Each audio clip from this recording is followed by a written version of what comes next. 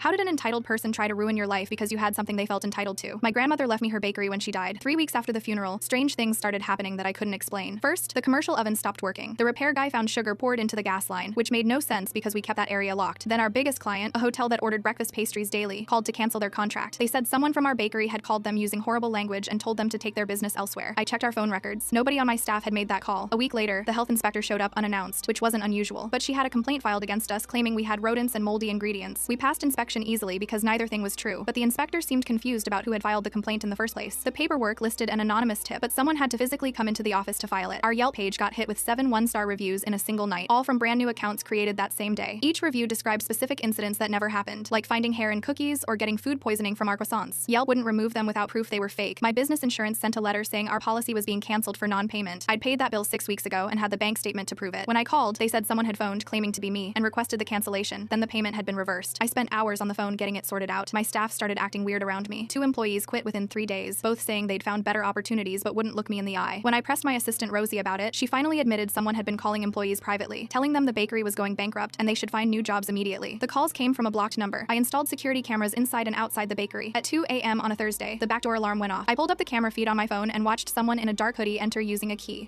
they shouldn't have had. The figure went straight to my office, sat down at my computer, and started going through files. The way they moved around the space, they clearly knew the layout well. They knew where everything was kept. They spent 20 minutes downloading documents onto a flash drive before leaving the same way they'd entered. I called the police and brought them the footage. The detective said the figure's face was never visible, but asked if anyone had a grudge against me or reason to want the business to fail. I couldn't think of anyone until my mom called that weekend asking if I'd spoken to my cousin Lauren lately. She mentioned Lauren had been upset about the will, that she'd expected Grandma to leave her the bakery since she'd worked there every summer in high school. I'd worked there too, for 8 years straight through college and after. Grandma had been teaching me the business for years before she got sick, but apparently Lauren had been telling family members that I'd manipulated Grandma into changing the will, that the bakery should have been hers. I pulled up Lauren's social media and my stomach dropped. She'd posted a photo of herself standing outside the bakery 2 months ago with a caption about childhood memories. I zoomed in on the photo. She was holding keys, Grandma's keys that had supposedly been lost after the funeral. I checked our supplier accounts and found login attempts from an IP address that traced back to Lauren's apartment building. She'd been trying to access our wholesale accounts, probably planning to cancel our orders or max out our credit lines. The hotel that canceled their contract, I called them back and asked for details about the person who'd called them. The manager described a woman in her 30s who'd come to their office in person, claiming to be the bakery's manager and saying we were closing down. That was Lauren. She'd physically gone there to destroy our relationship. Everything clicked into place. The sabotaged oven, the fake health complaint, the employee calls, the insurance cancellation. She had access because of those keys. She knew the business because she'd worked there. She knew our clients and suppliers. She'd been systematically trying to destroy everything Grandma had built so that I'd be forced to sell or close down. Then she'd probably plan to swoop in and buy it cheap. I drove to Lauren's apartment with the security footage on my phone and all the evidence I'd compiled. When she answered the door and saw my face, her expression told me everything I needed to know. But what she said next made me realize just how far she'd really been planning to go. The rest of the story is on my channel or linked below.